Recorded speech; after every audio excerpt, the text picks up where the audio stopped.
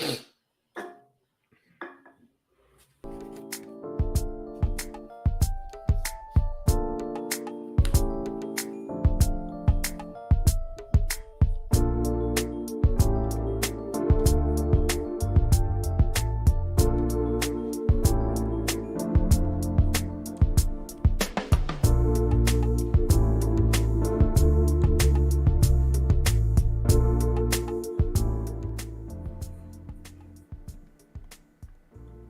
we're back with another Watch and Score live stream. As usual, I've always got with me Alex Vega and Joshua from 86 Boxing. It's good to have you both on board as usual. We've got a lot to get through. A lot happened last night, a lot of close fights possibly, some controversies as well. So we'll get into all of that momentarily. Today's fight that we're going to be watching and scoring very soon is Manny Pacquiao versus Juan Manuel Marquez from 19 years ago, I believe. So stick around for that. Make sure you hit the like button and subscribe if you haven't already. And I'm going to keep telling you to do that throughout the stream because I don't do it enough. Alex, you made it. You had a late night, I believe. Good to have you here bright and early over there in the States. How are you doing? Good morning. Yeah, first of all, happy Mother's Day to all the mothers out there, especially if you're watching. Last night we had two cards going at the same time. Try to watch them at the same, all at once. But no, most definitely, a lot went on last night. Can't wait to speak about it. Sweet. And Josh, you're up nice and early for us as well. How are you doing? Good to go. Happy Mother's Day to all out there, of course. In 19 years, man, am I getting older by the day? This is crazy. Absolutely. Let's get straight into it then. Events last night. I think last weekend was a little bit of a quiet weekend, so we don't need to really touch on that as such. We'll go straight into last night because there's plenty to cover.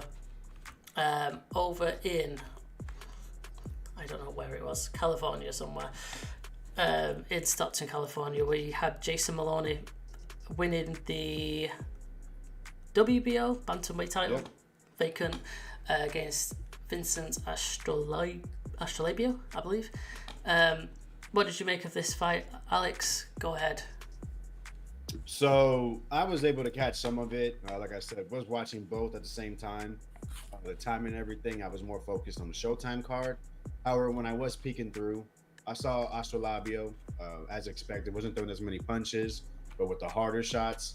And Maloney, man, he was keeping the fight at distance, using his volume and his footwork to go ahead and get this victory. It sets him up to be, one of the men at bantamweight. I believe Doug Fisher with the Ring Magazine went ahead and said, if Emmanuel Rodriguez, former IBF champion, and Jason Maloney fight next, it would be for the vacant ring title. I think Manny Rodriguez is set to fight for the IBF as well to get that a chance at to get a shot at obtaining that once again. What's interesting is they are both Inoue victims. Both got getting knocked out. I think Maloney was like round 7 and Manny Rodriguez was like round 2. And if that fight were to happen, call me biased, call it whatever you want. I'm riding with Emmanuel Rodriguez. But let's get it popping, right? Nowadays, I shouldn't say nowadays. Nowadays is more undisputed, but I mean, since boxing has existed in media, we've always wanted to see the best fight the best. The ring says these are the two best bantamweights. Run it. Yeah, fair enough. Josh, do you have anything to add to that? I think that's pretty much spot on right there. I will say that with Inoue gone, it looks pretty wide open and scarce right now, so we're going to have to wait until some of those super flies come up. But Manny Rodriguez, I view him as a guy who can take over there right now based on the crop that's there. I thought the fight in itself was an okay fight. Maloney did what he had to do to pull off the victory against a game opponent who probably wasn't going to match him on the technical end. But that being said, hey, bantamweight is still there. We'll wait till some of those guys from Superfly move up, and I think that'll make the division even more richer, if you know what I'm saying. Yeah, definitely. Sweet. Okay, let's move things along. We've got also on that card was Yanibek scoring the first round stoppage of Stephen Butler. Any takeaways from that, Josh? Yeah, that's the way you want to put on the performers. That's the way you show up and show out right there. Happen pretty quick. I've seen Stephen Butler before, and he's a decent fighter, of course. I expected him to last a little bit longer, but when you get caught, hey, there's nothing you can do but try to, withstand, fight back. And to his credit, it took 3 times as far as him going down. He was trying to get up. He was trying to get his legs back. It just wasn't working out for him.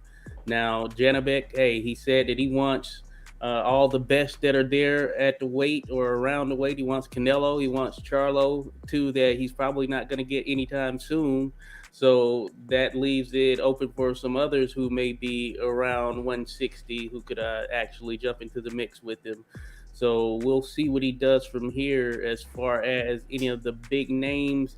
Yeah, I just don't know who that is at the moment. And I know they alluded to moving to 168 pounds, and that being, I guess, his weight where he'll, apply his trade. That may be what needs to happen as far as getting the names that will take him to that next level at the moment, because 160, of course, is a marquee division in boxing, but right now there's a lot of flux there at 160 pounds because some of the top guys just haven't been available, or they are not fighting.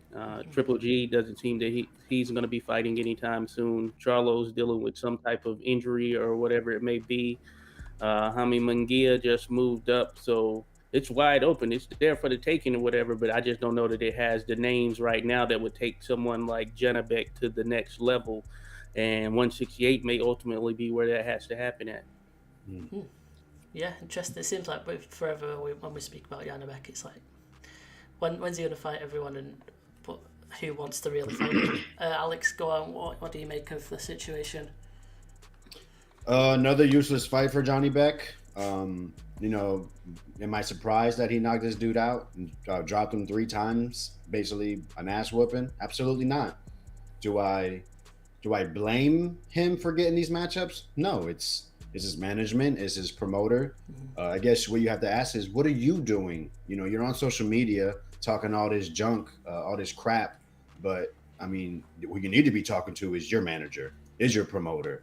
Seeing what you have to do besides going on the internet and saying things using Google Translate to go ahead and get, talk crap about people. But at the end of the day, it's nothing if you don't send a contract. The words are words, actions are actions. Actions are what we want to see. We don't want to see words. You went in there was an overmatched opponent. You beat the shit out of him. Exactly what you're supposed to do. But what now? What is the plan? You can call this person out, call that person out. It doesn't mean anything if you're not getting ink to the paper and then or I guess nowadays type it up, send an email, right? Everybody knows each other's, directory, email, all that nonsense. But that's what you have to do. So you're doing your business in the ring, get your business done out the ring, all right? Because I'm sick of hearing all this. I'm the boogeyman. I hate that. That term drives me insane. Like, you want to know how, if we're going to do a boogeyman thing, we can go like Shakur Stevenson, right?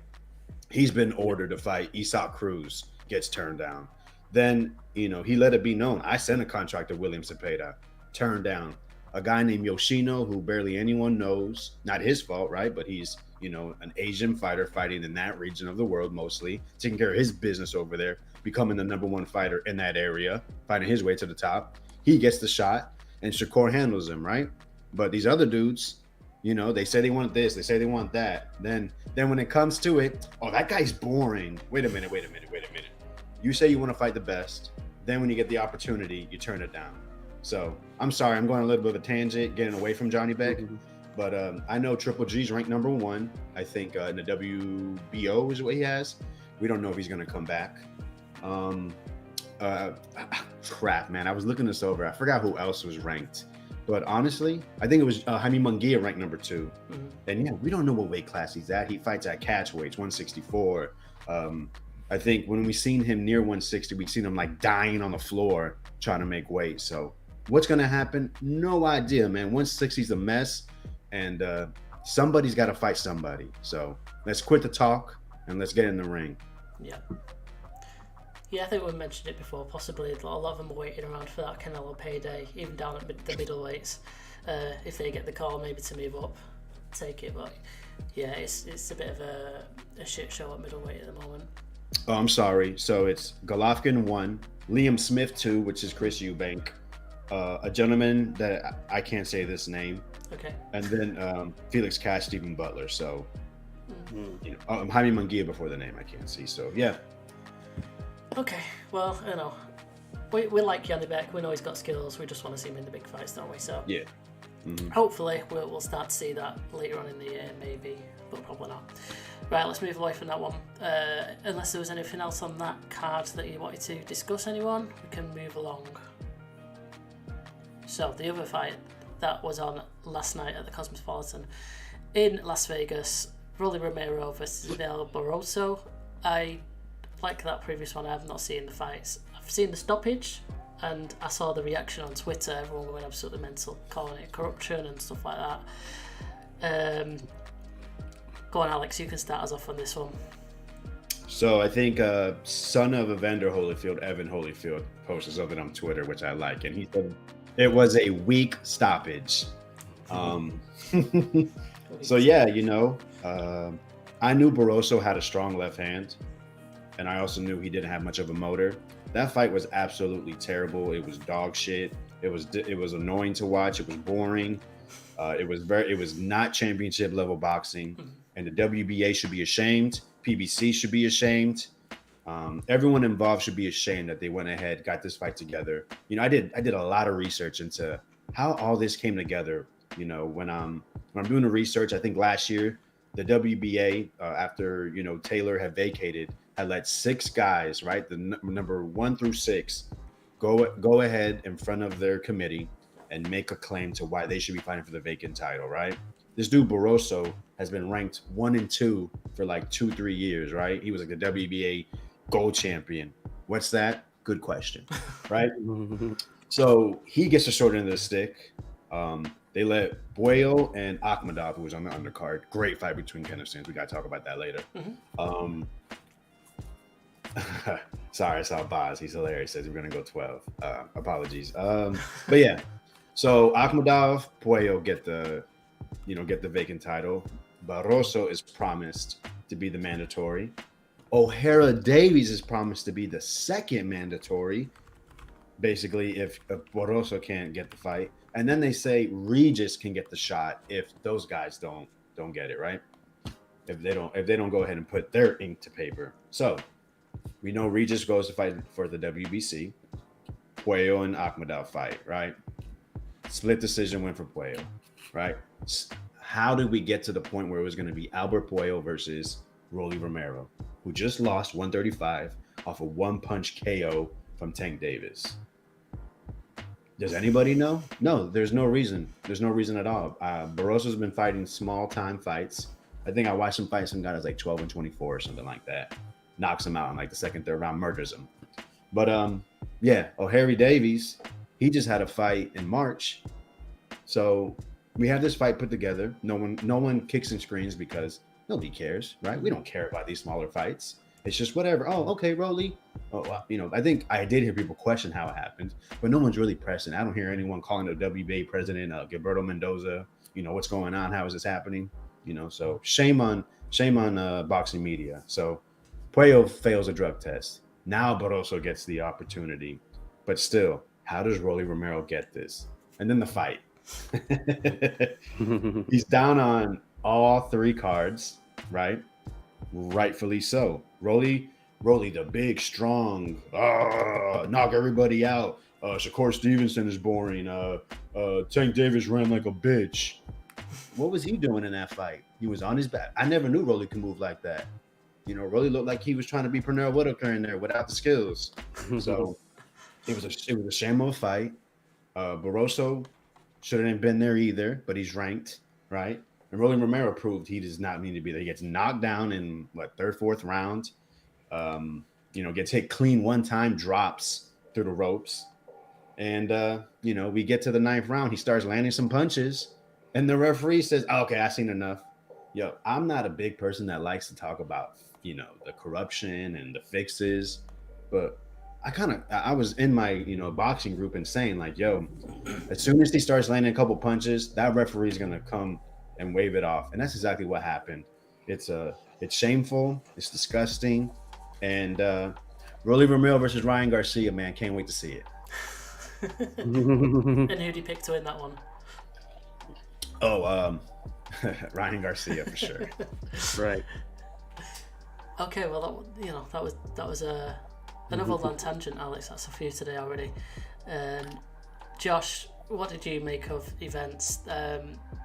What do you think of Tony Weeks in general? A lot of people are saying corruption and stuff, but then people have said he's a solid ref, as demonstrated in the past, so it can't be incompetence. What do you make of it? Yeah, spot on there, Alex.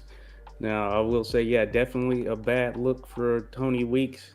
Yeah, he is one of the top officials out there as far as having experience with championship fights, of course, on the main stage and everything. And he's had some moments before where things were a little bit shaky. I mean, you've seen him in fights where he didn't stop it. I think about Badu Jack, who had that huge gash and it was bleeding like a ton of blood. He was bleeding a million pints, and that fight wasn't stopped. And then situations where you have this type of thing where punches aren't fully landing and the fight is stopped. And I just think it's a bad look, and he's going to take some heat. He's taken some heat before. He took some heat in the Kovalev Andre Ward fight, the second one, that is. So I'd imagine he's used to taking the heat. And I know from officiating, it can be pretty, I would say, fast paced at times when you're in there and you're seeing things and you have to make a decision cold turkey, and it depends on the angle in itself. But certainly that one, it didn't look like it warranted a stoppage because there hadn't been that much damage applied. And Rolly Romero, that was the first time he really threw some stuff in combination, and not a lot of it landed actually. So I think it's just a bad look just for boxing in itself. And when we think about, hey, boxing being corrupt and controlled in some fashion, these types of situations and fights lend to it for sure. This definitely doesn't help. If I were a casual fan coming in and seeing it for the first time, I'd certainly have some questions regarding how this went down the way it did. And it's just one of those things. Boxing, it steps on its own foot in some sense, and I think there's going to be there will be a need for a full scale change or just revitalization in some fashion for that to happen.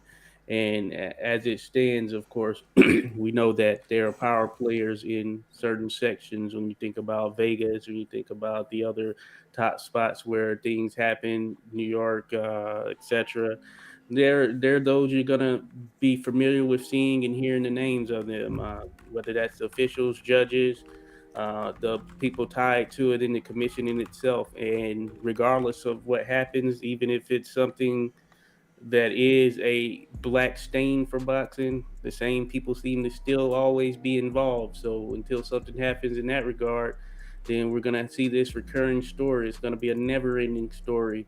But hey, maybe time will shape some things. As far as Rolly Romero, yeah, there's a horrible performance on his part. He doesn't look good at 140. Not that he looked good at 135 either.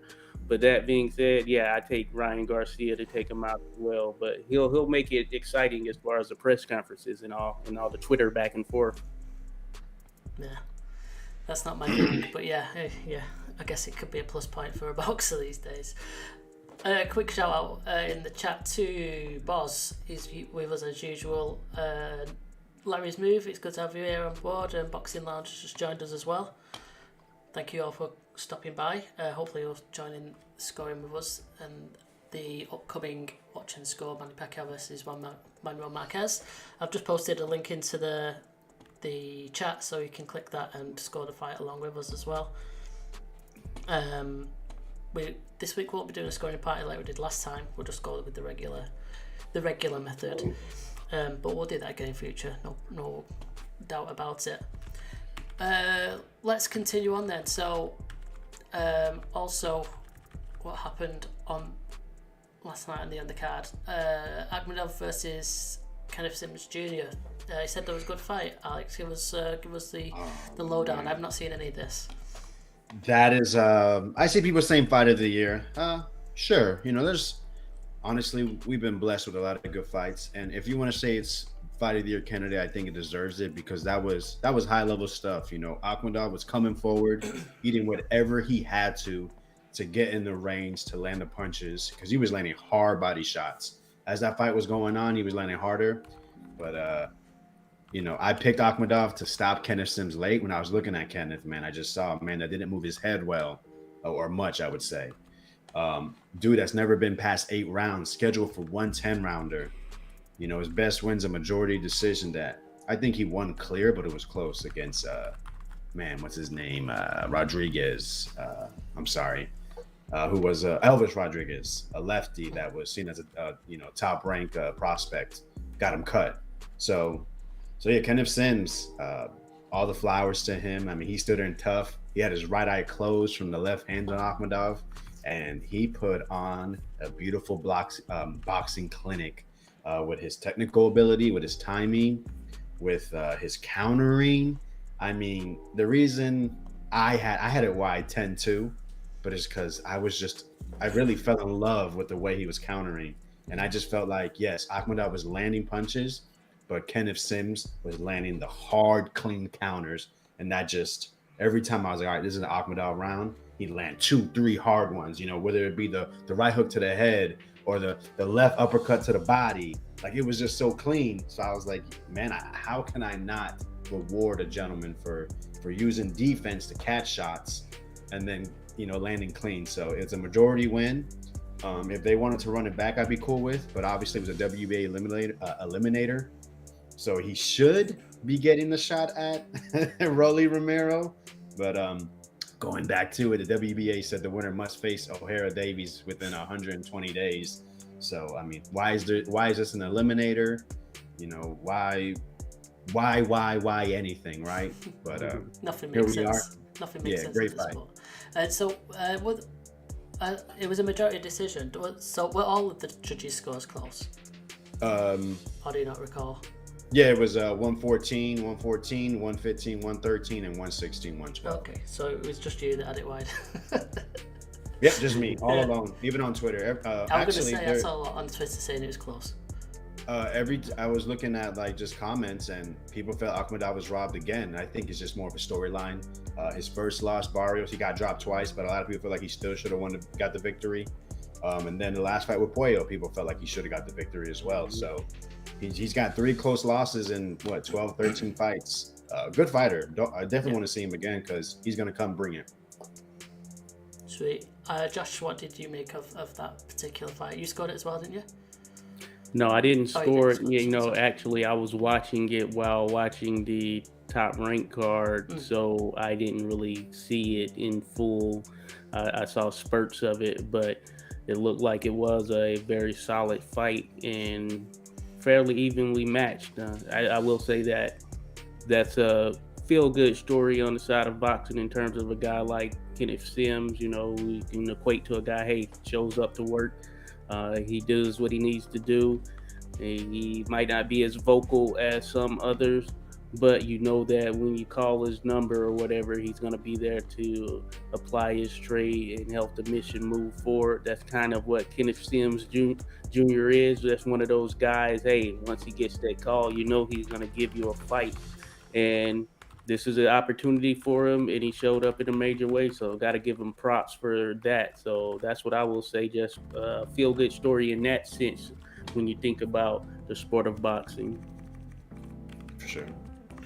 Okay. What was the other close fight that you mentioned on there? Or the Bartholomew versus Juarez? I mean, yeah, I guess. That fight was complete trash to me, if you ask. But it was a close fight. I thought Juarez had good good activity. But Bartholomew at the end was, he slows the pace down and he lands a couple punches, counters a little bit, and he gets the victory. I hope I don't see Bartholomew in a co-main ever again, though. Once again, everyone remembers Bartholomew and Robert Easter. Yeah. Anything to add to that, Josh? Any more sympathetic?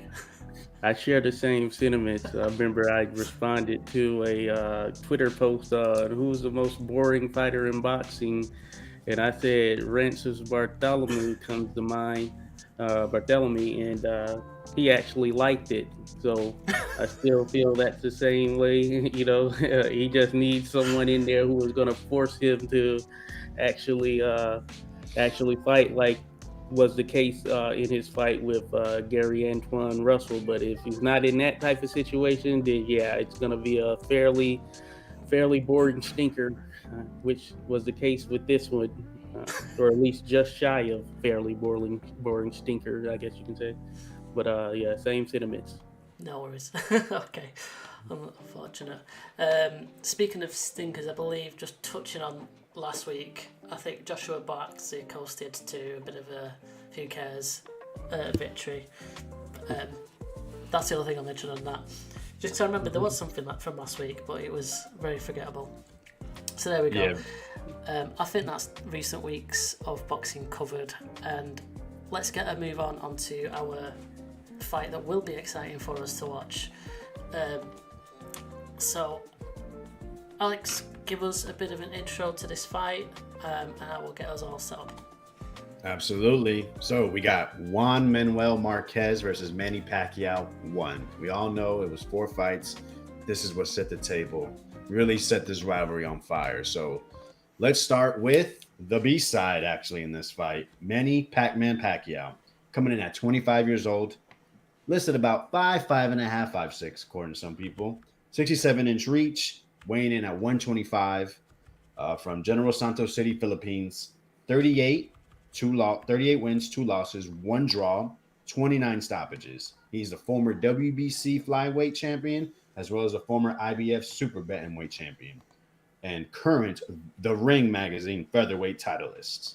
So then we go to Juan Manuel Marquez, also known as Dinamita, dynamite in English. 30 years old, 5'7", 67-inch reach, weighing in at 125 as well. He is from Mexico City, current WBA and IBF unified featherweight champion, coming in at 42 wins, 2 losses, 33 by stoppage. Excellently done. Thank you very much. We are straight into the action here. We're right at the bell, I believe. If you haven't already, just a reminder, hit a like and subscribe. It will help us.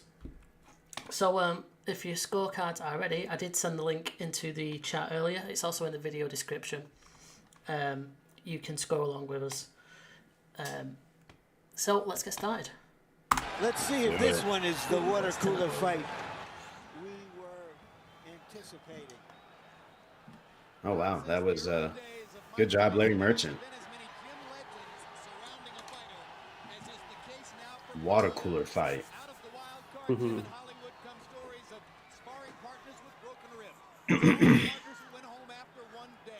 Look at them flame shorts.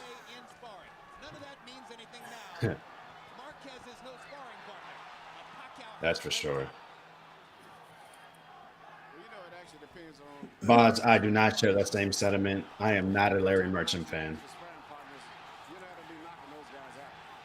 This fight was actually May 8th, 2004. This is in the MGM Grand, Las Vegas. Got 7,129 in attendance. Shout out to Majid in the chat. Welcome aboard, Majid. Good to have you back. Yeah, 19 years ago, just this week.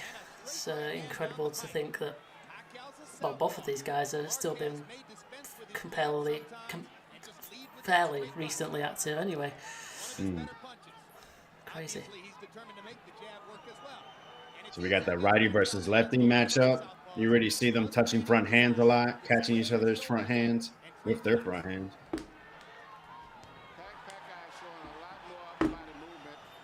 Oh man, look at those counters by Marquez, man. Nothing on it but touching shots. Yep. Man, and he has such a great counter left uppercut.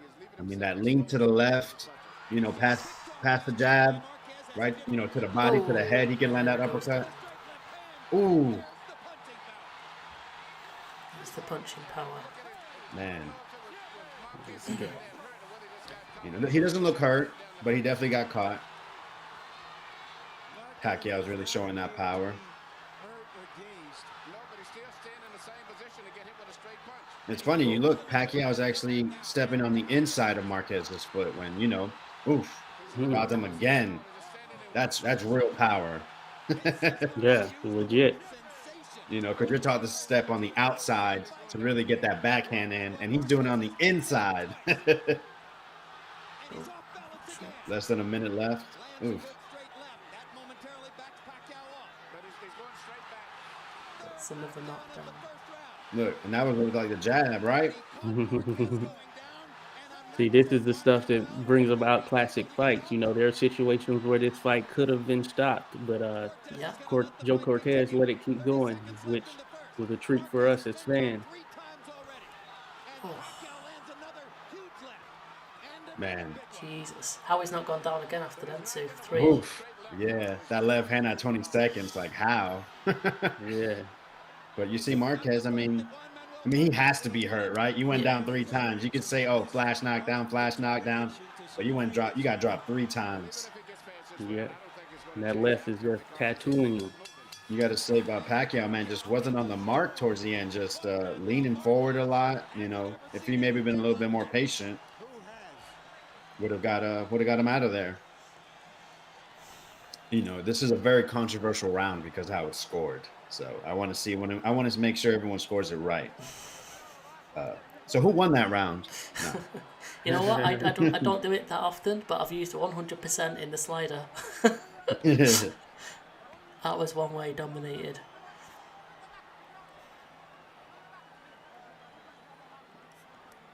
Manny Pacquiao coming at Marquez like a typhoon across the Pacific. That was the first knockdown. Here's the second one. So Boz and Boxing Lounge both say that's a 10-6 round. Well, Marquez came out. You look, he's using that jab as a just a measuring stick, and that left hand when it goes, man. Oof. And drive Pacquiao off. He paid a stiff price. Marquez's trainer, Nacho Beristain, one of the very best in the business. He tried to use that minute effectively. But now Yeah, Marquez, man, they definitely should have used some head movement drills coming into this.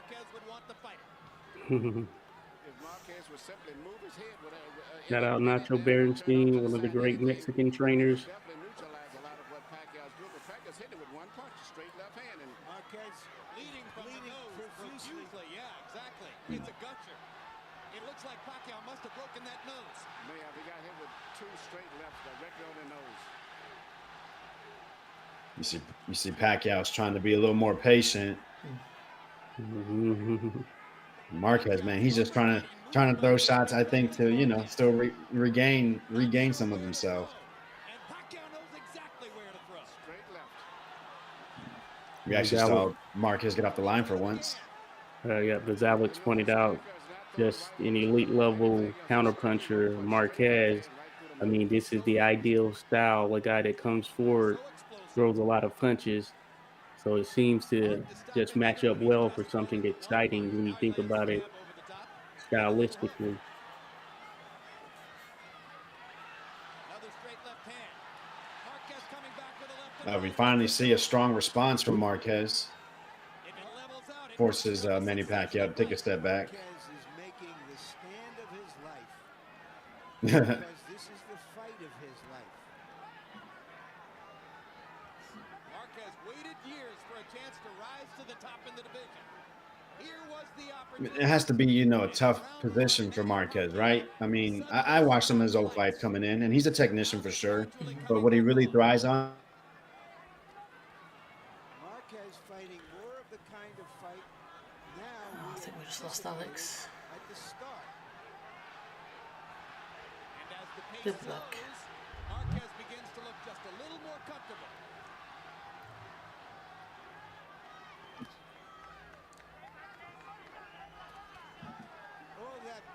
Lost Alex there for a second.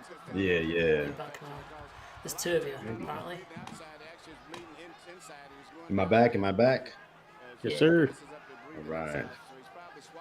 But yeah, you know what I was saying was, you know, he needs, like you said, he needs to, you know, basically be second. That's what he thrives on, and I multiplied. But what I like about it, he counters in combination.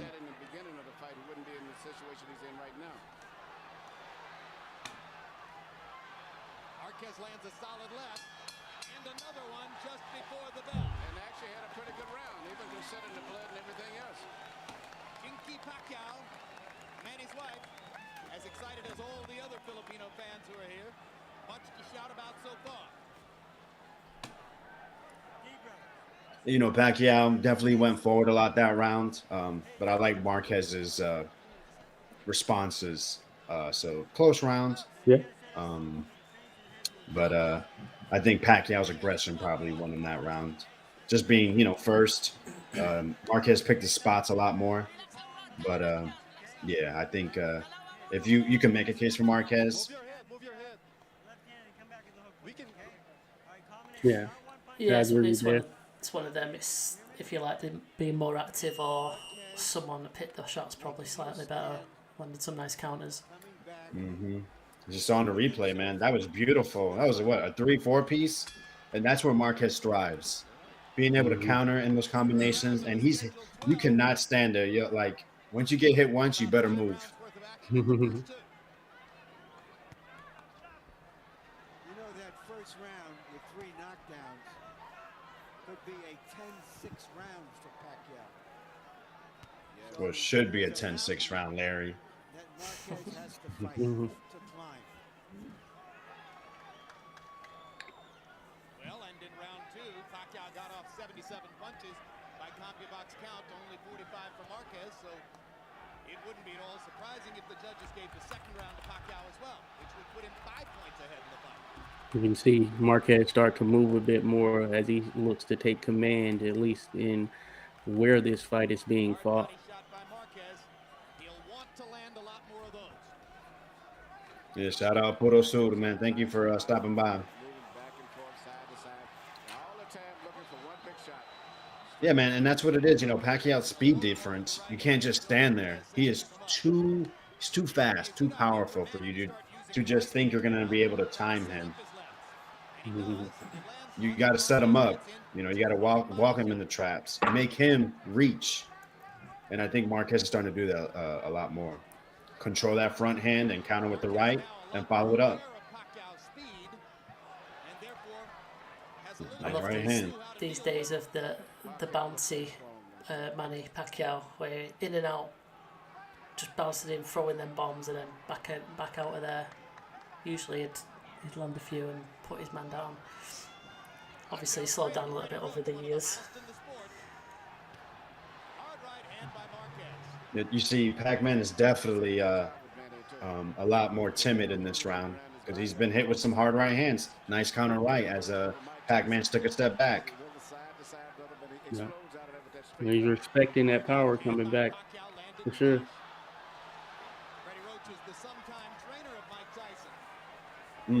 See, look at that, man. I think Marquez got the better of that exchange, but you still got to be careful of that left hand because you know it's powerful as you see, you know, as they mentioned, the blood flowing out. That was in the first round. I guess like after that first round to be still in it and kind of controlling this round in a way, you wouldn't have expected that if you was watching this live. You're thinking this is going to be over shortly. Absolutely. You hear the crowd screaming for Marquez. Yeah.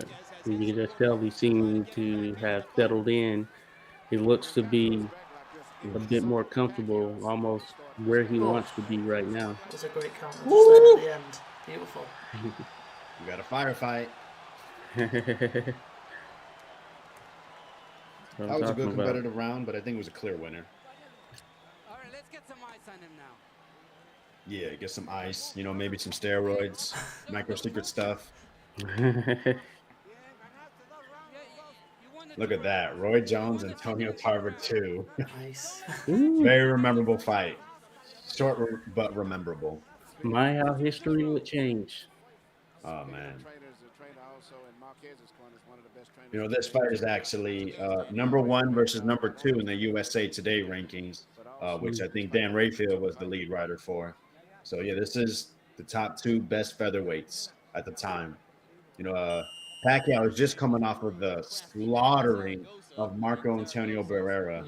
And what's his name? I'm sorry. Juan Manuel Marquez just beat up Roy Jones Jr. stablemate. I believe his name was Derek Gainer. Stopped him in round 7 to unify. Yeah, so both definitely coming off of big fights. So, I mean, this is exactly what we want to see, right? Yeah. You knock off that guy, you knock off the other guy, come together, and look what magic it's making. Produce fireworks, definitely. I agree.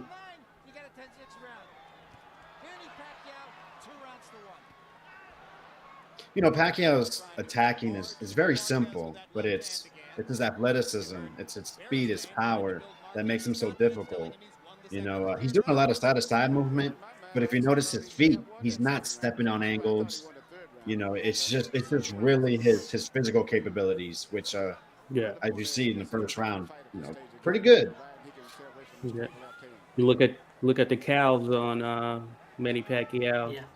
That he's always had powerful legs, you know, and that's one of the things that, of course, he continued to take up with him.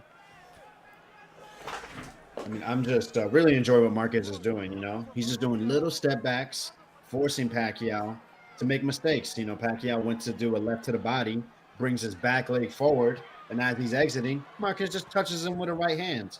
It's exactly what he's supposed to do. He's nice and calm, and he's taking what's given.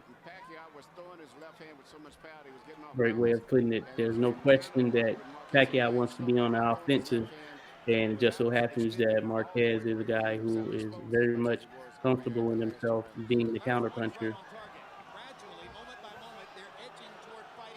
You know, Boz had mentioned that Pacquiao's young. Sure, yeah, he's 25 years old. But I mean, you know, I hear people always giving Canelo crap about, you know, they say he was 23 years old, but he had, 40-something fights when he fought Mayweather? Well, I mean, Pacquiao has 40-something fights. You know, he's been boxing for 8-9 years professionally. And not to say that, you know, I feel one way or the other, but, you know, it's funny how we're never on the same page. There's always a way to look at things. But I would say this Pacquiao to the Pacquiao in his 30s, this Pacquiao is not as good as the one we saw. The reason why? Is it schooling? Is it other things? I don't know. Yeah. You think maybe this one was a little bit too rash, too eager to get in? I'm sorry, I didn't catch that. Does it think the younger Pacquiao was just a little bit too eager to get in there and throw? Yeah, I think this Pacquiao we're seeing is he's reckless. Reckless, yeah. Yeah, you know, but he's been able to get away with it. That was a pretty tough one to score, I think. Yeah. You know, both had success. For sure. I think I talked through the whole thing, so sorry. Yeah, you good. I don't think we're going to be able to watch the interview of Antonio Tarver. But we'll just pause there while his face is on the screen. Looking into the windows of our soul. Isn't he? Absolute death stare. Shout out to Tarver, man. Florida boy. Indeed. He's pissed off about that decision in the first Roy Jones fight. I can feel it. Okay, getting my score in there. Yeah, I know. Quick shout to Joe Breezy. Thanks for coming on board. He says, salute gentlemen, new to the channel, wish more people would have content like this to educate the masses about actual boxing, scoring fights and the ins and outs. And this is a great rivalry. Thanks for the comments. Glad you enjoy this. Let's take a look then. All right. Screen a bit. Those are different. All right. All right. Let's have a look at the combined scorecard. for our group. So, round 1, on average, for us all that are in the group anyway, that have joined the group, ahead of scoring the fight, 10-6, that is the correct score. Then we've got an even round for round 2, so we were split between us, which is interesting. I guess it was a swing round. Round 3 was Marquez, quite a hefty percentage in favour there as well. Round 4 we've given to Pacquiao. Round 5 over to Marquez, and what have we just gone up to? Round 4, sorry, I've gone way too far. Yeah. Okay, so so Pacquiao won that last round according to us anyway. Yeah, it's gonna be some close rounds that could sway the score in varying ways based on the look of things right now. So that would be 39-35 because of that drawn round. But if we go and see people's scores, if we just do a refresh, we've got a 38-35, that's Josh. I'm at 39-34. So is Alex. And I guess Boz is with Josh. So there you go. Nice and easy. Let's continue on. And please, if you're watching, just go ahead. You like what you're seeing, hit that like button. Great shout. Make sure you do. Oh my God, the music. But the judges gave a narrow majority decision to Jones. Tonight, Tarver will talk about his next shot.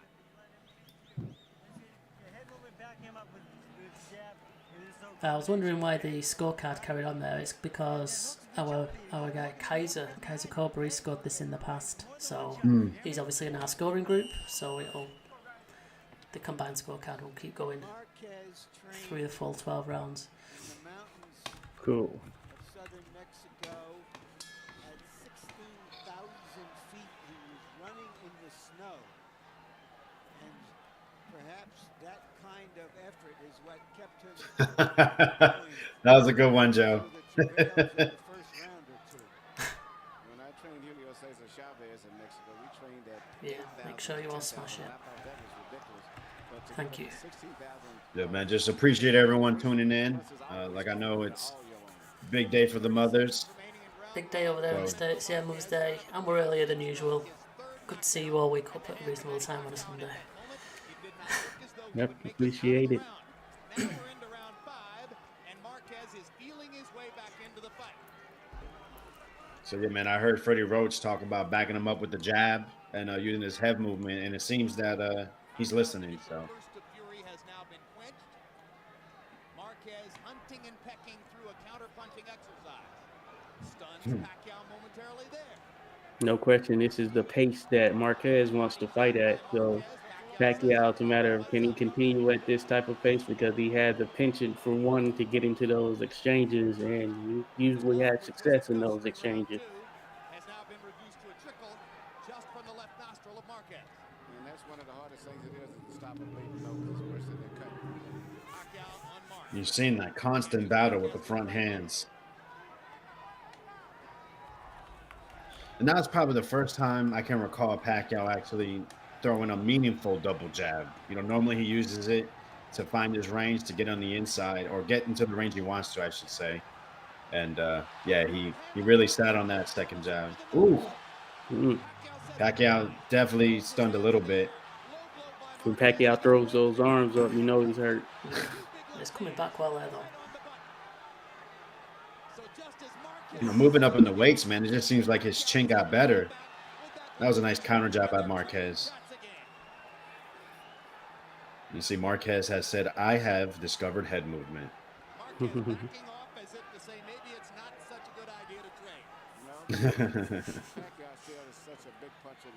I would disagree. I think that's when he's having his most success. It's just, you can't sit there too long. Get that combo off and reset him. Oh, nice. What a fight! At this stage right here, Marquez is one is controlling the fight, though. He's stronger now. Classic stuff. Very comfortable with Yeah, the for sure, Joe Breezy. I was just pointing out how that one occurrence he actually threw with conviction. But yeah, definitely, it's a blinder. It gets him to where he wants to go to land that big left. And then Marquez has more things that he can do. Where pretty much Pacquiao shooting for that straight left. Marquez's right hand is finding the target. That was beautiful. I would say that right hand was dinamita for Juan Manuel Marquez. Dynamite for him. That was I think a pretty big and clear round there. Yeah, I think that was a good lesson of dictating the tempo and counter punching.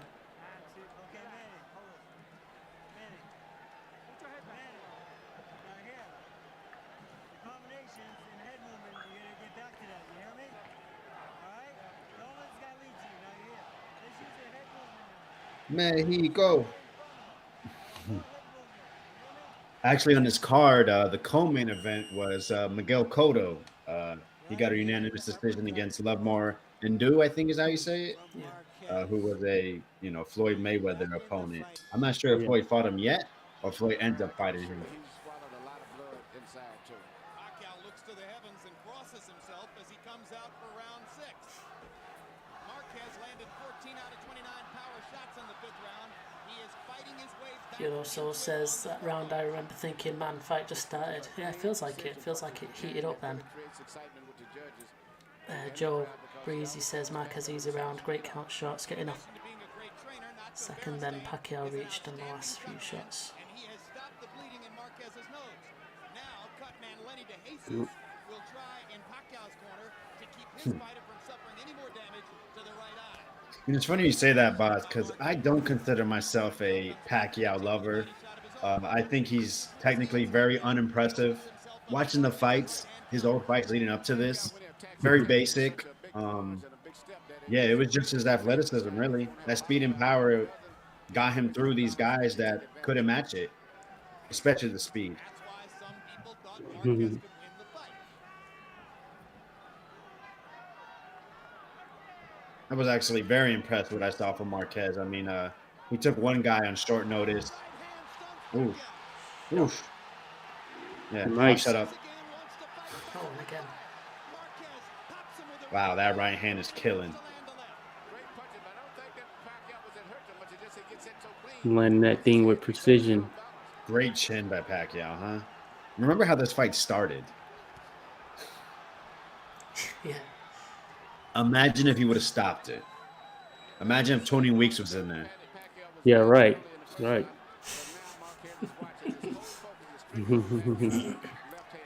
Wasn't it a rule as well for some commissions that if you get knocked down in 3, it's finished? Yeah, in certain states, I think it's California. California, 3 times, that's it. So like, oh, fight would have been over. Yeah, right. We ended up getting the classic out of it. But yeah, I love the temperament of both guys because it just makes for a very interesting style clash, and they match up well. As we all know, you can throw them in at any point, and it's just going to end up being a good fight, just given how they fight, primarily at least. I mean, up until their 4th, it probably was one of the greatest trilogies. And then they had the 4th one. Yep. Hey, in the day, with all the exhibitions going on, we may see another one. You never know. When they're 50 years old. It's already clearly that. It's the crowd of the year in boxing. I don't know when I've heard a crowd this wildly excited about a fight.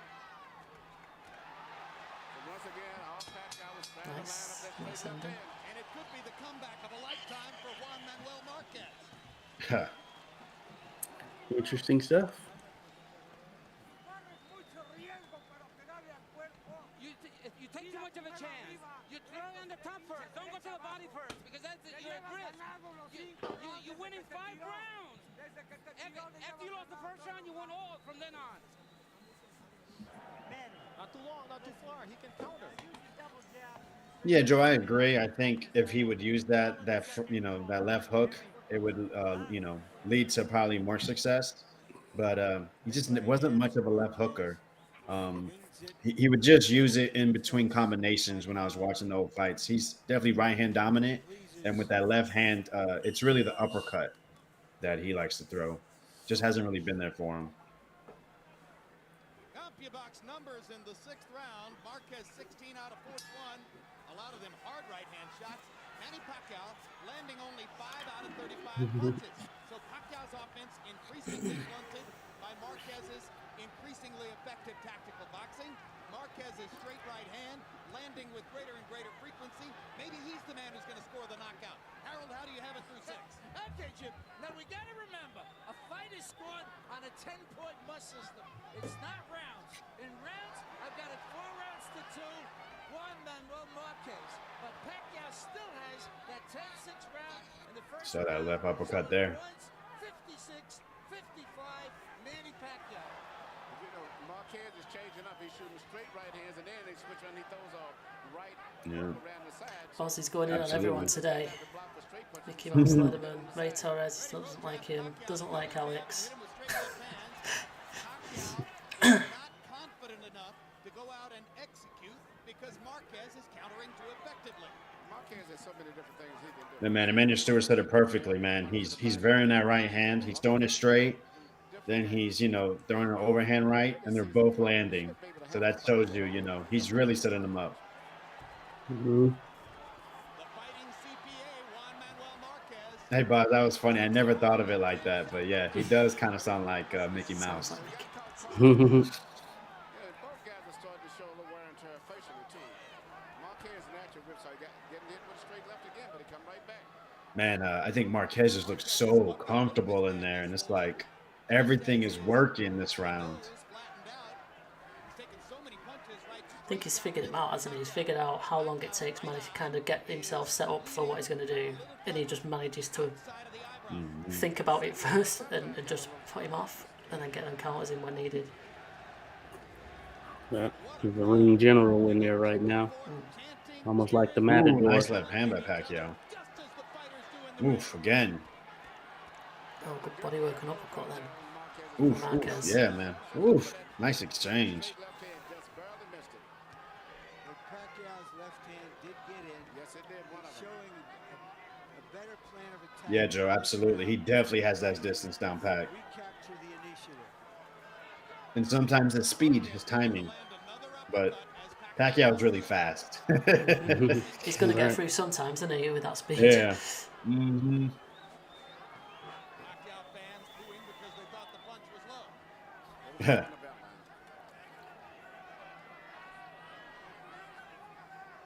When you see Marquez, you think of a fighter like hidden behind. And these rounds are Yeah. flying. He thought it was going to be an overhand, and it was a straight. His chance. Oof. Right uppy. Did he land it? Oof. Oh, a nice Jesus left Christ. by Pacquiao Jesus at Christ. the end. That was a very close round, Super Yeah. close. Good moments for each, but man. Who stood out more? Every single round he I think I know. yeah, good question. like a metronome. Very act factor, too. That is what I will call a swinger. Definitely. Dropped in the first round. Yeah, certainly a case can be made either way for sure. Pacquiao, he still remains on the offensive. You can see his offense leaning, but Marquez, he's super sharp in there with those counters. And when he is throwing that right, it's usually landing pretty effectively. So the left to right battle for sure. It's just a matter of how do you interpret that aggression from Manny Pacquiao. Larry, Emmanuel, can you remember watching a man Yeah, get appreciate you being here, Joe. You bring up a good point. I think at this time of his career, he didn't have a true understanding of hitting those angles. He actually fought a lot more on the inside. We're not seeing in this fight because Marquez is not allowing it. But, the kind of guys he was fighting were flat-footed. So he would, lean in off that left hand, come on the inside, throw a little, little shots or whatever, get hit by a lot of unnecessary punches. But as we see, he's mature. He really understands what distance needs to be, and it's all about that straight left. As he's backing up, Emmanuel, he's not coming forward the way he started the fight, walking into the punch. So he's able to shake off the power. We'll have another pause after this 8th round, and I think what we'll do is we'll compare your two scorecards and see what's what.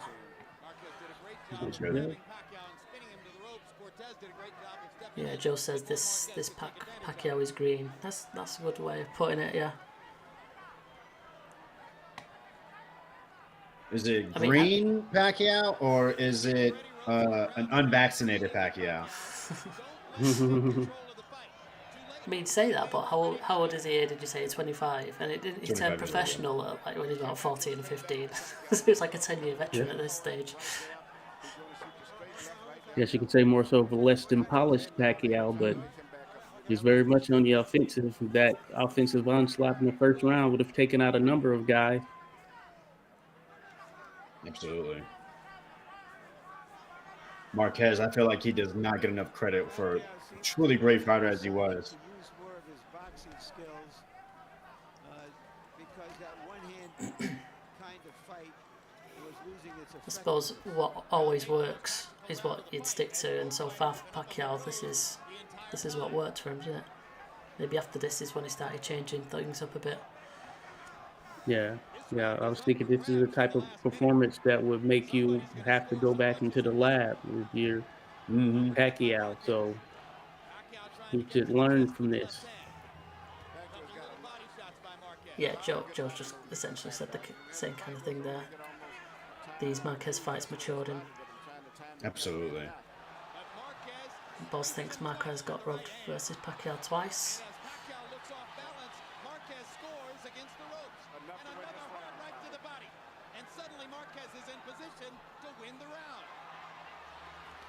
Oh, that was nice by Pacquiao.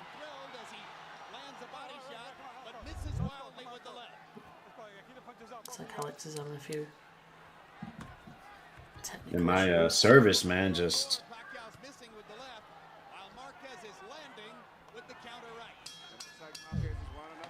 get off the Wi-Fi on my phone. Jeez. Pure skill versus elite pugilist. Okay, you can't afford to lose any rounds because Athleticism even. you're gonna lose the fight. That's what Joe says, yeah. Okay, we can't let the judges decide this. You decide. Yeah, we'll take a pause in a Mayweather minute. versus Chop Chop. We'll pause that there. I still need to put my score in for that round. Pretty tricky.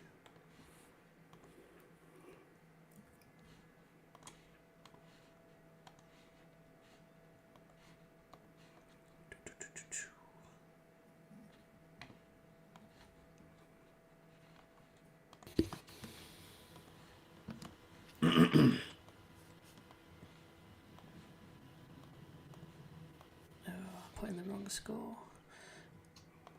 You know, Pacquiao is actually coming off of about 5 straight stoppages and 12 in his last 13.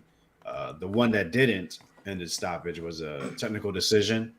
It was actually the co-feature, Floyd Mayweather versus Jesus Chavez, which was in San Francisco. Good fight. He stops Jesus Chavez in that fight, but man, Mayweather had to go through fire. That man threw over 100 punches every round before getting stopped. Alex, I think we're still waiting on your score. Oh, Don't be shy. Don't be shy. Don't be wrong, because Boz will let you know.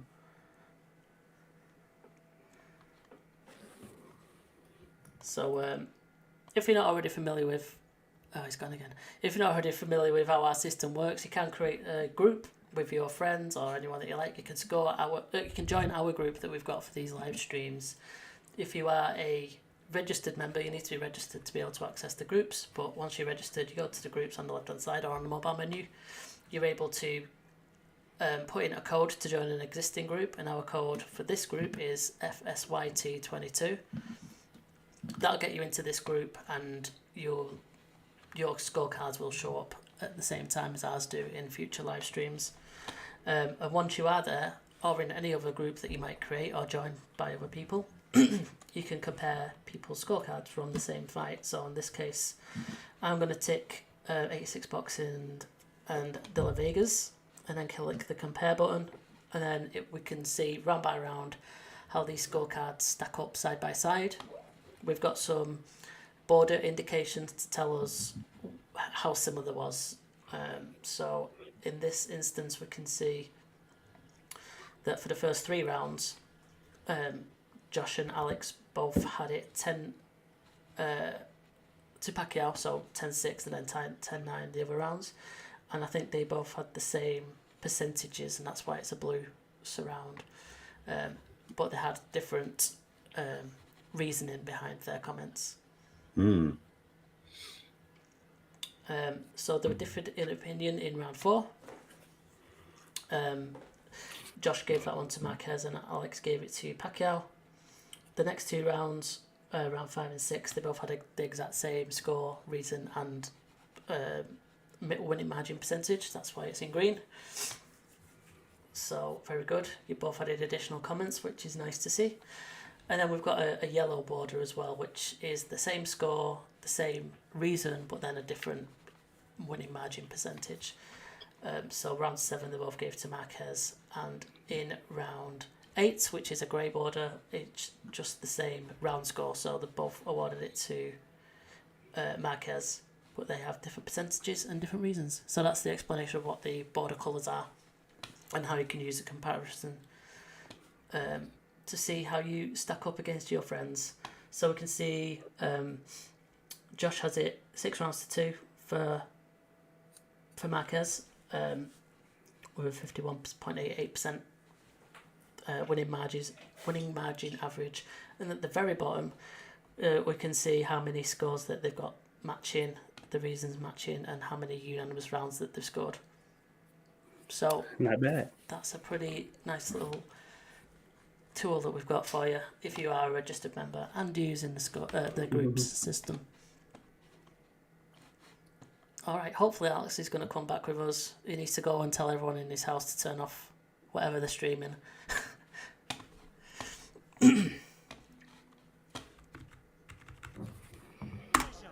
We're going to continue. Manny, you've got to back this man up and be staying in control. Do not let him back you up, you hear me? Do not let him back you up. So Joe's just mentioned there, effective aggression is the most misunderstood part of the scoring metric. Just because you come forward and throw doesn't make you the winner of the round. Marquez clearly was the better, sharper guy. Yeah, I mean,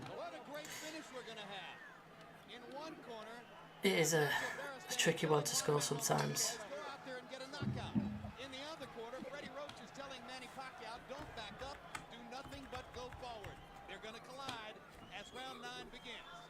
Well, Marquez told us that he was prepared to make a war of it if it came to that. Alright, into round 9.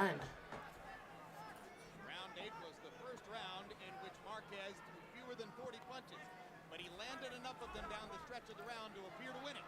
But neither one did much punching. For the most part, Pacquiao just moved around a lot. That's why I call that round easy. You know, it's funny when Pacquiao moves around, he really doesn't box. He just moves around. Looks like we might have lost Alex for momentarily. He just bounces back and forth without really boxing. Yeah, stupid internet. He's commented in the chat.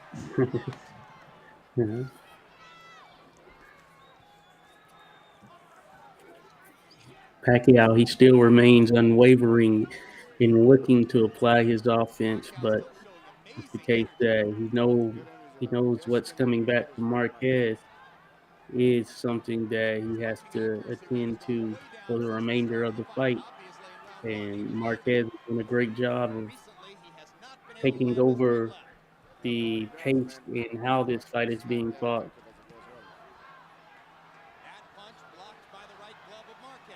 Looks like Marquez has slowed down a little bit. Apart from that nice little combo. Welcome, Beagle. Yeah, good to have you here, Beagle 47. Late but happy to join, no problem. hopefully you can enjoy the last couple of rounds that we've got. You must go forward the rest of the fight. Yeah, he's not a counterpuncher. He doesn't punch good when you back him up. He has to get set to make that bounce. Yeah. But you back him up at your own risk. Yeah, but it's not too bad because he doesn't punch that good when you're coming at him. Pacquiao trying to mix it up a bit. Bounces in with that straight Luckily, he left. slipped in the right uppercut there. Even though he slowed down a bit, you can tell he's thinking. I mean, so far in this round, Pacquiao seems to be out. Not as reckless as he was in the early part of the fight.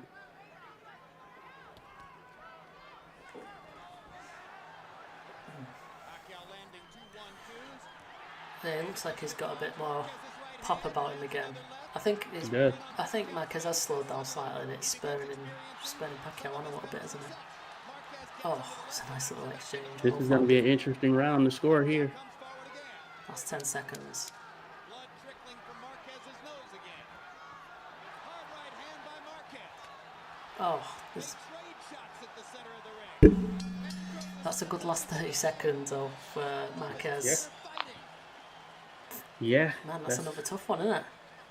that's a very tough one. I got to say, it is a tough one right there. Buzz says Manny's fighting in spurts and a nice exchange. Yeah, I mean, I'd say for the first 2 minutes, Manny was probably in charge, but that last minute, Marquez had some great counter shots. Yeah, that's going to be a close one. If you want to sway the judges, then sway the score slightly. Do not let him take control of this fight. This is too close to fight right now. Manny. He's not doing too much with his left, so but be careful of it. Keep boxing him with a nice and flat, winning round after round. Careful with the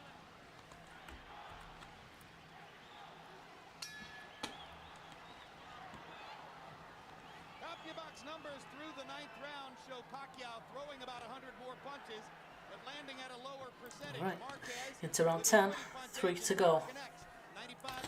See, Alex is still scoring, so hopefully he can at least see the remainder of the match and get his scorecards in. If he can't join us on the call, no problem. Seemed to reestablish himself as the aggressor, and that's what his trainer Freddie Roach has been wanting.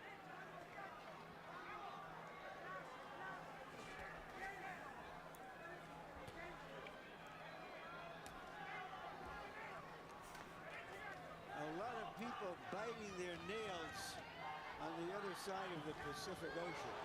A lot of people biting their nails on the other side of the ring. Murad Mohammed, the promoter of Pacquiao, is biting his nails. Big time. It was Murad Mohammed who elected to take the gamble of choosing an extremely ambitious fight schedule for Pacquiao in the wake of his big victory over Barrera. To go straight from Barrera to Marquez. And then if he wins, to go on to Eric Morales. That'd be quite Trying to dispose of the top quite for the last 10 years. a good threesome to fight back to back. You don't see that these days. Grew up here. Without a doubt. After a blazing and glorious first round in which Pacquiao knocked Marquez down 3 times. Guess fighters of today could take a leaf out of their book. Back to win the fight. Hard left hand by Pacquiao. Nice counter shots again there by Marquez. They get ready to trade again. Fight comes Finally, a minute and a half in, we get an exchange. A lot of posturing was taking place in the early part of that round, but nobody was really doing much. That straight left again. It's going to make it interesting Marquez's nose. scoring-wise. The judges sometimes So we got Alex back. hard left hand by Pacquiao. Marquez There he is. But that was a good one That to was score right upsetting. there, Joe Breezy. Thurman versus Porter. suddenly more That was an exciting fight. time since the early Great fight, great fight. Yeah, we'll note that one down for a future one, definitely. It's yeah, I believe that fight took place in June, so June's coming up. Hey. Note it down, Alex. Oh man, I got pages of fights. I'm ready. Good man. This is going to be an interesting round. The pace slow for both of them. Yeah. In the early part of it, neither were doing much. is bothering him again. Pacquiao remained on the offensive, or at least leading in an aggressive manner, but And just as you said, Emmanuel, he's dialing Depends on what you like. Oh man, Marquez is bringing it. Oh yeah. Not often we're seeing them going forward and Manuel backed up. Yeah, these seconds last more, or these last seconds matter more, given that there was a lot of inactivity in the first portion of the round. Did he hurt you? Okay, let's get some ice. Did he hurt you? This My is the feelings. round. You're almost there. 6 more minutes and you win. Oh wow. You know, it's funny because I believe in the third fight, it was that mindset that he was the corner was telling him he was winning is what led to that fight, kind of flipping his fingers, slip out of his hands, I should say, because they kept telling him, "Listen, you're up, you're up," instead of saying, "Yo, we gotta make sure we win these rounds." Yeah. So hopefully I feel like we will explore the rest of this rivalry, but yeah, that's definitely a big issue in that third fight, I believe. It'd be rude not to continue this. He dialed in the left hand again, down the range, landed his big shots for the first time since early in the fight. Harold, how do you have it through 10? Wow, 2004. I think I was like 15. Oh wow, look at that. 96, 91. Definitely. I wanted to make sure we get this fight through. I tried to get it last stream, but I was overruled, and it was a good watch. But I felt like this fight is definitely up our alley. Very possible Marquez needs a knockout to We already covered Mayweather Castillo, one of our last live streams, Joe. Yeah, there's some more there.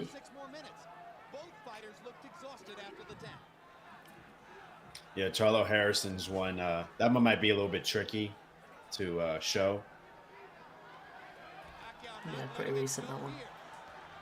Oh yeah, it was a close one.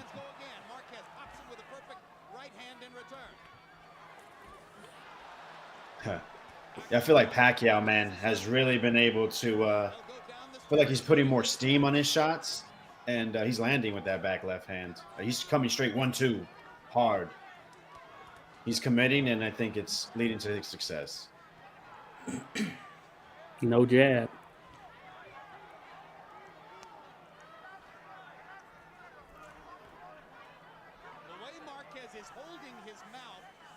No MMA. I am an MMA fan. I'm not sure about everyone else. I don't follow MMA. No.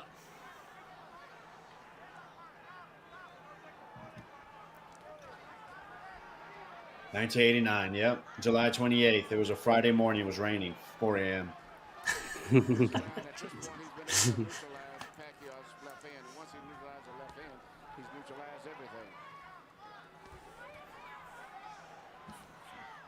Yeah, definitely. Like you guys have been saying, man, just the pace is different now.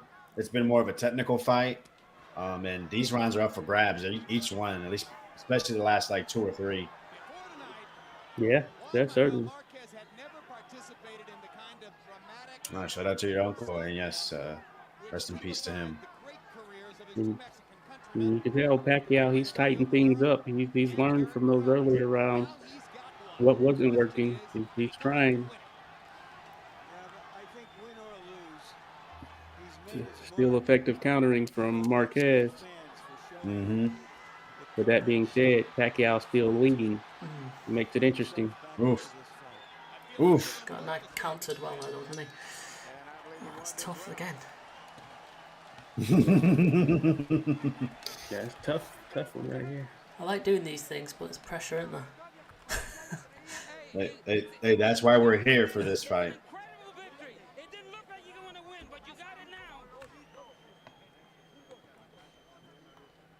I just hate that he's telling him that. Right. All right, Manny. This is your round, son. We need this round badly. Woo! You gotta put him on his ass this round. You hear me?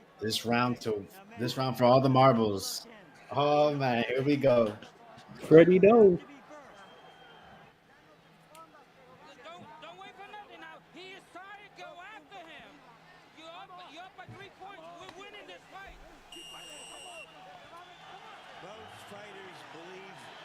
They can win this fight if they win this round. And that's one of the great trainers. Crazy. At the MGM Grand. And some of them Okay. in the higher seats are bound to stay Well, seated Boz, throughout the round. when they say the decision, well, Nothing for it'll be an explanation why it was scored a draw. Marquez out. Marquez starts out the round landing big shots.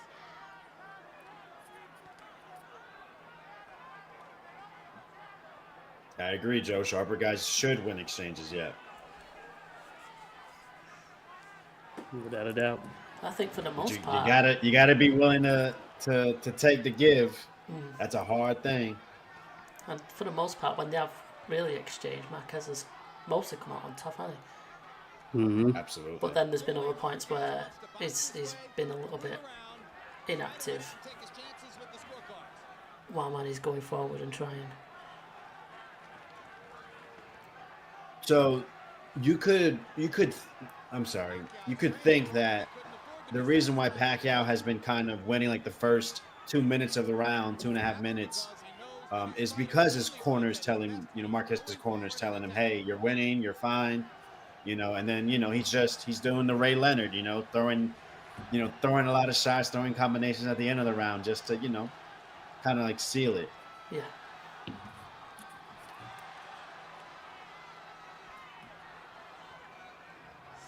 And that round one seems so long ago now. Way different fight, huh? Well, totally different. Totally different. Indeed. Both with great hearts. Two fighters. I think Manny's winning this round so far. Just he's controlling the distance. Getting a couple shots landed. Nothing huge yet. He landed a nice little left hand. You saw Marquez's leg kind of go up in the air. Another left hand. But yeah, He's definitely doing more in this round. He is. This is a good fight, World. This is a good fight. So badly physically damaged the first round. This would have been one tremendous fight, even though it's been good as it is. Is it that Marquez is comfortable and feel he's winning, or is he feeling the pace, or whatever it is? He slowed down a good deal, but Yes. Both guys are in great condition. interesting. Makes for an interesting last round. There is no other candidate for fight of the year. Not at this moment. We'll see what happens in the rest of 2004. But nothing in the first 5 months of 2004 can compare with this. here we go, guys. Fire against fire. This is the end. Pacquiao's left. Marquez Oof. last chance to make a statement as the bell gets ready to ring. Close that thing out. Felt Pacquiao did more of that round, of course, so which makes it very interesting.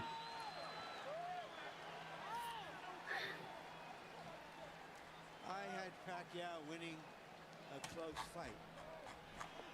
Harold, how'd you finish up? Okay, Chip. I thought Manny Pacquiao. I got it. 150, Manny.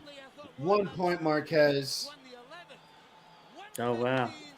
110, 7 rounds to 5. Manny Pacquiao. Wow, it's quite wide. Wow. 10-6 round was just My a score is massive interesting. I wasn't expecting it to come out how it did, but sensational makes sense. performance, winning rounds 3, 4, 5, and 6. I thought Pacquiao came Hey, back round very by round, well, point very well system. in the 7th, 8th, and 9th, and then Really in the interesting. final rounds. So 115, 110, Pacquiao. Oh man, that fight tired me out. 115, 110 scorecard from Harold. That is Interesting. 7, 8, 9, and 10 all for Pacquiao. I think I feel you. those were My difficult boy rounds to Tim, score. shout out to Tim in the chat. Bert Clements of the United States is one of the 3 judges. He scored Morales Ayala 117-11 for Morales. It was an easy fight for Eric. Guy Jutra, notable fight. Ayala Tapia scored 115-114 for Ayala, and Ayala was indeed the winner of that fight. And now John Stewart of New Jersey, who scored Jones-Tony for Roy Jones, which was indeed correct that evening. You know, it's amazing sitting and watching the crowd excitement about featherweights when Guess this decision might take a little bit of time to come. We will see how our scores stack up once they've announced it. Created the mold of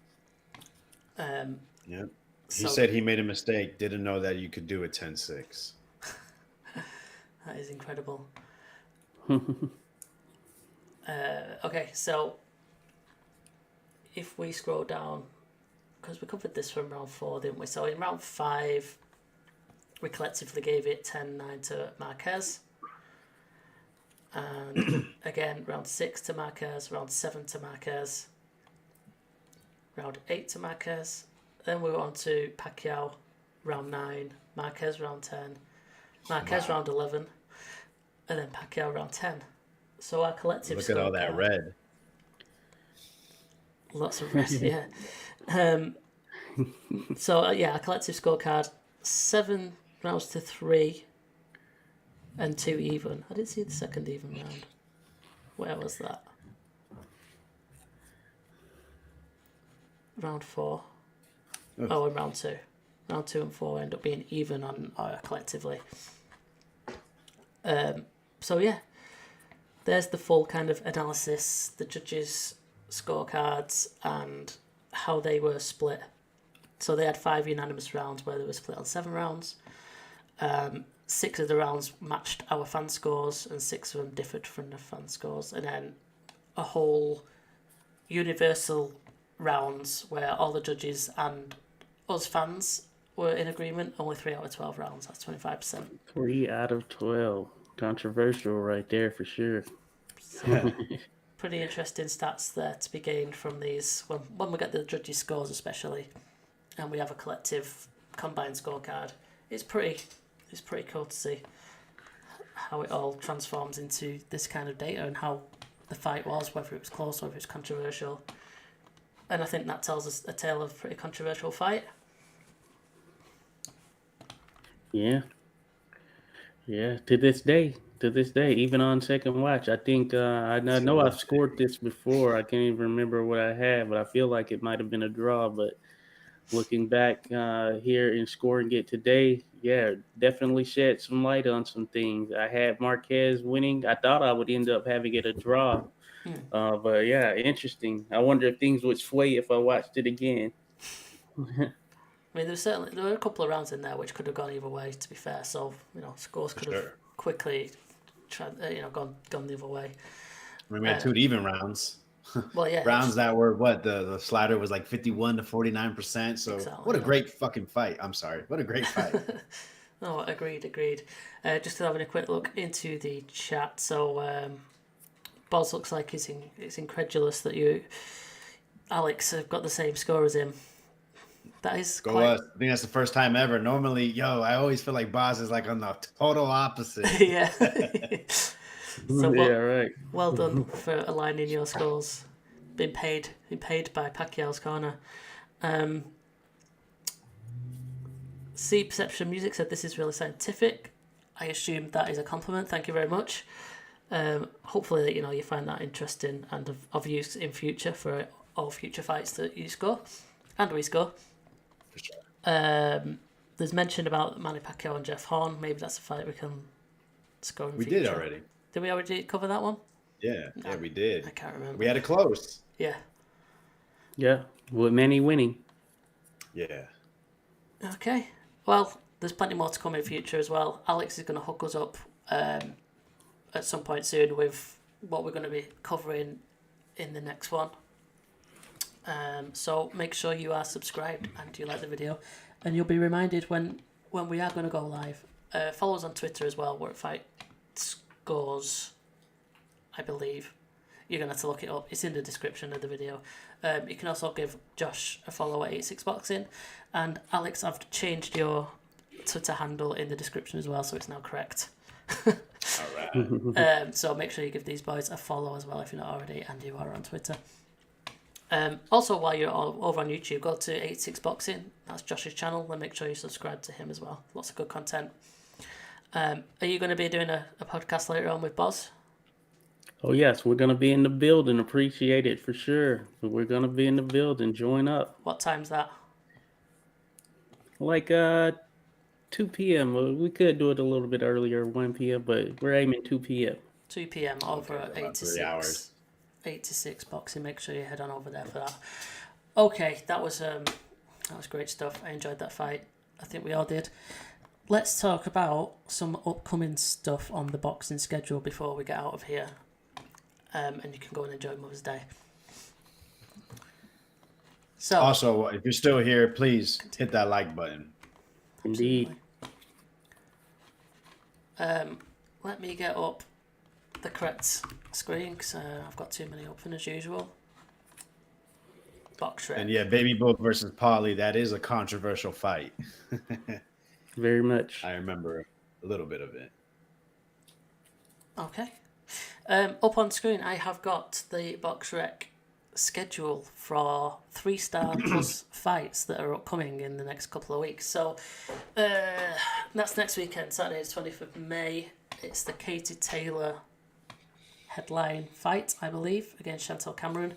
That is for all of the super light straps. Josh, give us some thoughts and preview for this fight. Both undefeated.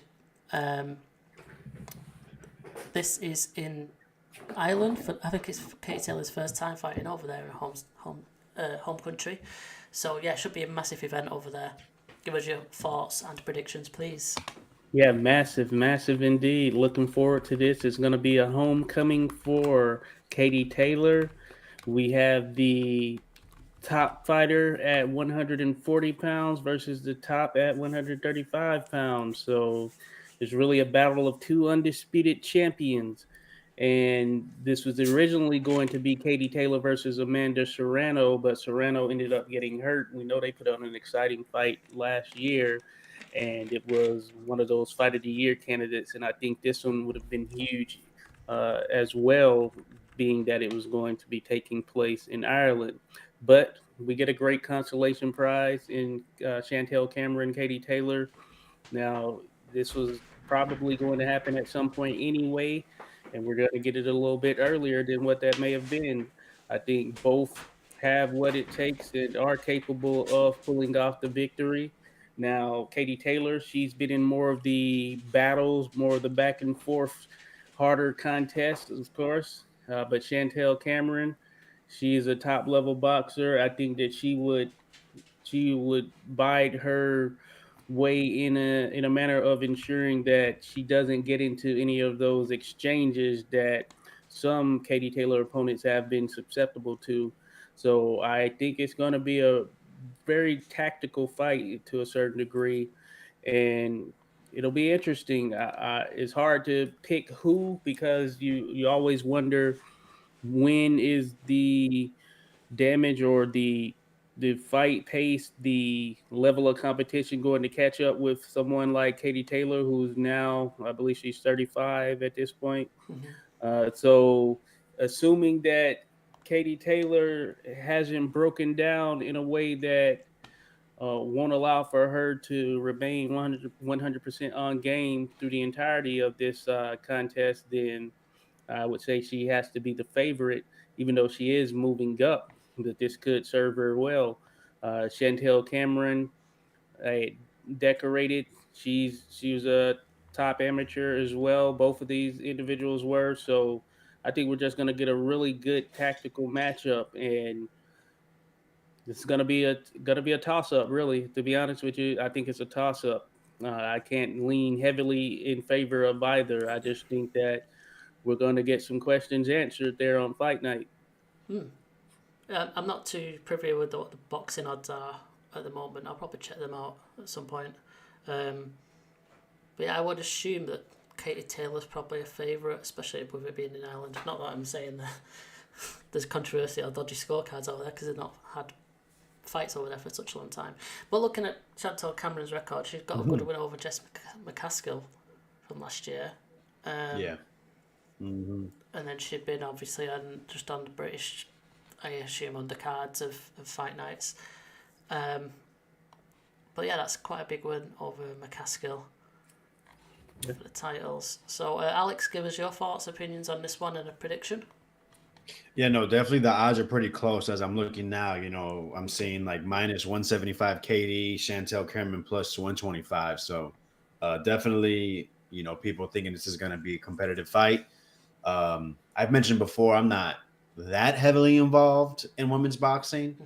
I did see Chantel's fight against McCaskill. Was it that her skills are that good, or was McCaskill just always not been that great of doesn't have the skills, I should say. This fight's gonna tell because when it comes to women's boxing, I think Clarissa Shields won, Katie Taylor two, and I like Katie Taylor. She knows how to fight, so I'm definitely gonna be tuning into this. May the best girl win, and may it lead to more big fights because women's boxing is definitely it's leaving a trail of fire, and it's only getting more popular and more competitive and more intriguing. Definitely, they're at least matching with the best of the best for the most part. Yeah. So Yeah, and if I could add, yeah, certainly this is a common opponent, or Jessica McCaskill is a common opponent between the two of them, right? And the interesting thing is Chantel Cameron and Jessica McCaskill, that was a battle of two undisputeds as well. McCaskill came down from 147 to 140, and we have a similar case in here, except for it's Katie Taylor coming up to 140 from 135, two undisputed. So it's an interesting storyline behind it as well. Oh, I had one more thing. They actually face each other in the amateurs in a European tournament, and Katie Taylor, I pointed her 28-10 back in 2011. Okay. Oh, back when they were counting the shots, huh? Mm-hmm. Nice. Okay. Well, yeah, definitely a decent one to catch. I think that is on the zone over here in the UK, so we can there's someone at the door. We can look forward to that one. So you have to excuse the dog in the background. The dog's excited, man. You're raising a boxing fan. Nothing's wrong with that. Exactly. We have also on that undercard Terry Harper versus Cecilia Brækhus. Josh, thoughts on this one? Terry Harper, Cecilia Brækhus, that was one that's kind of a bit out of nowhere as far as didn't think that Cecilia Brækhus would be coming back. I guess it's hard to stay retired really for any boxer. And then if the money's calling, then you have to, take advantage. And I'd imagine payday wise, this is going to be an opportunity that is one of her bigger paydays by comparison to as she was coming up in her career when she was the champion and all. Terry Harper, she's now fighting at 154, and I think that she's looked good at that weight thus far since being taken out by Alicia Baumgartner a little while back, but she looks good at 154. Cecilia Brækhus, the question will be, how does she look in this comeback? And like, what is her mind state like? What will her mentality be like? I'd imagine she'll come in shape. She's always been that type of a fighter, that type of a person. She's going to be there gaming in shape, but she was never anyone who really had much power. So it's a matter of, is she going to be able to do anything to keep Terry Harper off, who is the fresher fighter, the more active fighter at this point, and at 154 pounds, I guess you can say the more experienced fighter. So it's one of those where you just have a big name in women's boxing from the past taking on one who is kind of active and in her prime right now. And if I were betting, of course, I would lean Terry Harper just because I think that with the added weight and the lack of true pop from Cecilia Brækhus and her essentially being retired in some sense, I just think that doesn't bode well for her. Not to mention at this age, she, I believe, is like 41 or something of that nature at this point. So all things seem to be leaning towards Terry Harper, and this may be the last fight we see Cecilia Brækhus in. This kind of just this one-off comeback type contest, unless of course he's able to pull off the victory, which I think that would be slim chances for sure. So I'm leaning Terry Harper to pull off the victory here and defend the titles essentially. All right. Cool. Sorry, I missed some of that. For my pick, I think that I can just see Katie Taylor getting a decision victory in this one. I don't know if I've mentioned that already, but yeah, that's going to be my pick on that one. And Terry Harper, and I think she's probably going to get a win as well there.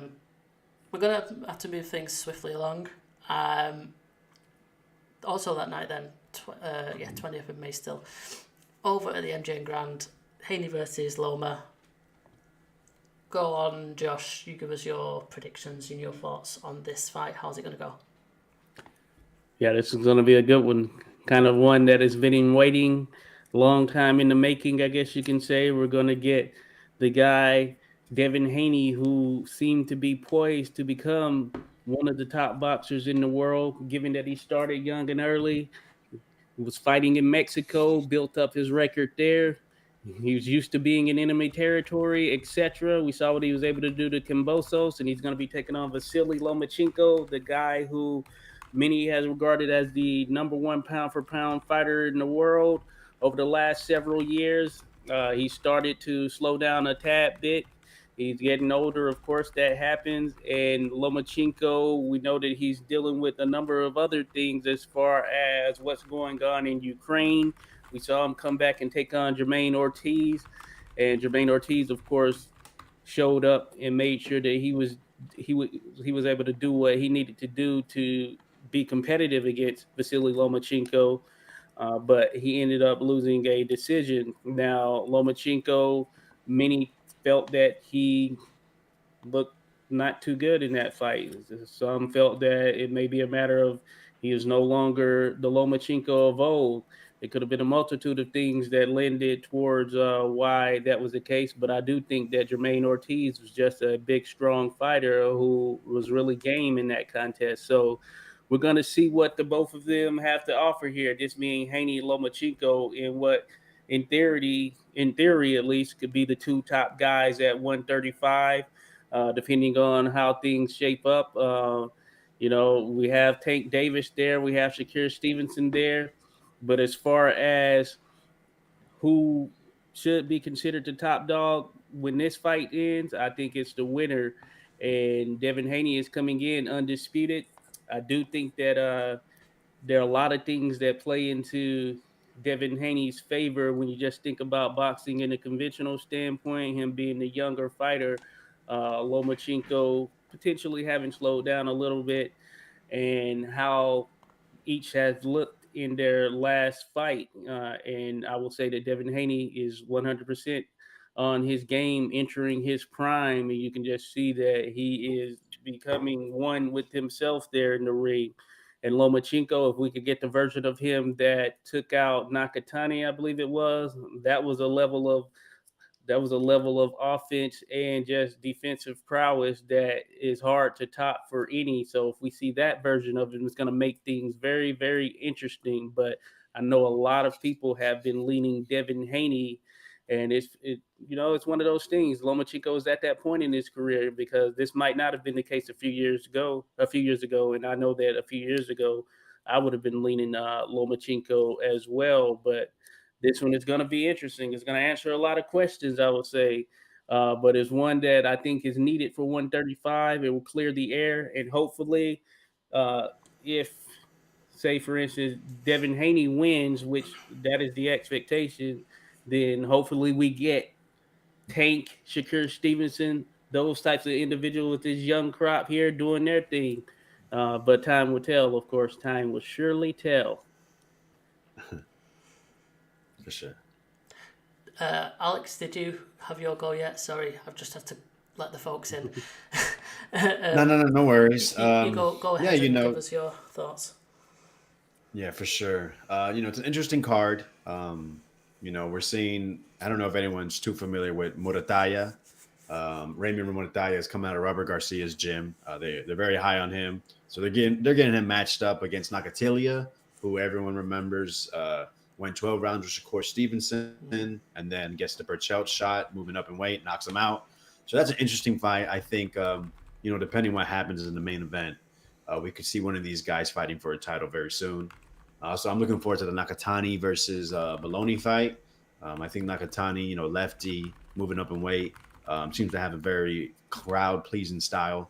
So hopefully that's a good fight. I'm very disappointed in the co-main event. Oscar Valdez versus Blue Nose Lopez. We've seen the fight before. Yeah, Blue Nose knocked down Oscar Valdez. Valdez got the stoppage, but I mean, nobody cares to see it. Nobody's asking for it. I think Blue Nose didn't look very good his last fight against Abraham Nova, who was coming off a knockout loss. So very disappointed in that. I think it devalues the card and makes me not want to pay for that pay-per-view stream team. But to the main event, undisputed. You got the former unified champion Vasily Lomachenko coming off of, like you said, not the most, great. Not one of his greatest performances. You can give a reason why here. You could say it's the age. You can say, finally the size is making a difference. You could say because he's worried about his country. By the end of the day, you got to get in that ring, be the best you can. Going against a 24-year-old Devin Haney, starting to really reach that prime. Doesn't look like someone that's going to be smaller, older, slower is going to be able to do much to Devin. But Lomachenko, you can't take away his credentials. However, I think this is going to be an interesting fight for the first few rounds. And I think youth, I think speed, I think size is going to play a factor. And I expect Devin Haney to come out of this victorious. I'm putting it down right now. I'm thinking of 9-3, maybe 8-4. I think is what's going to be the consensus out there. What the judges put, who knows? But hopefully it's a great fight. And unfortunately, I don't think the winner is going to be seen as the number one fighter still. I think Tank's popularity, his knockouts, and just the buzz he has going for him is going to make him reign supreme. And hopefully the winner faces Tank. And if not, I think Shakur is probably the next best option. But this is boxing. Mm-hmm. This is business. And this is the times we're in. So we'll see what happens next. Sweet. For that one, I think I reckon Haney will win on points as well, but I'm probably be tempted to have a look at what the odds say for like a later stoppage. That could be quite interesting, depending on what the odds say. Because I think it potentially could be like an accumulation type of thing where, Loma's just taking too much, and then age and all the other factors might just catch up with him at this point. So that might be a worthwhile look. Be a huge statement, and then I think that would definitely help if he can stop Vasily Lomachenko. I think it'll put everything in place for him to fight Tank. Yeah, there won't be a bigger buzz. People will take notice, definitely. Okay, we'll just touch on Nakatani versus Maloney as well. That's on the undercard. I really like Nakatani. It's tall, isn't he, for the super flyweight division. Can bang a bit, can box. Fun to watch. He's against Andrew Maloney. Is that a relative of Maloney from last night? Yes, twin brother. Yeah, twin brother. There you go. Put two and two together. So yeah, it expects Nakatani to come out victorious in that one. What's your thoughts on this one, Josh? The other Maloney brother did just fight, and I think that both of them are pretty solid boxers from an overall standpoint. I have to look back just to make sure that I'm tracking properly on which one is which. So this is the one that was in with Joshua Franco. I think that they're both pretty solid boxers overall.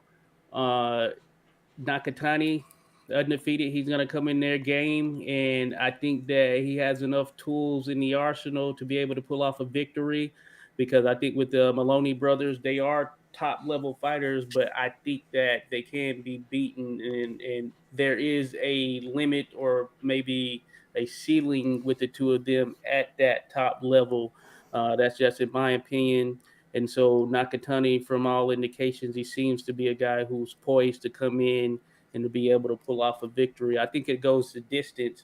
I'd favor Nakatani winning a decision, and I think it might be a little bit more comfortable than what maybe some may expect, at least. Okay. Alex, have you got anything to add to that? No, not really much. I'm not a big fan of the Maloney brothers. I think it's more of, they're in a certain region of the world, so they get a lot of buzz. They're twins. They're cool little talkers. They're not bad boxers, but I fully expect Nakatani to make the most of this and Probably just stop Maloney. Yeah. All right. We already touched on the other two. Josh, did you have anything else to add to the Muratalla fight or Oscar Valdez's? Oh, Muratalla, he had go through a little bit of adversity. He looks to have the goods. I like what I've seen from him so far in his career as he's come up, and I think that he's going to come in focused for this particular matchup.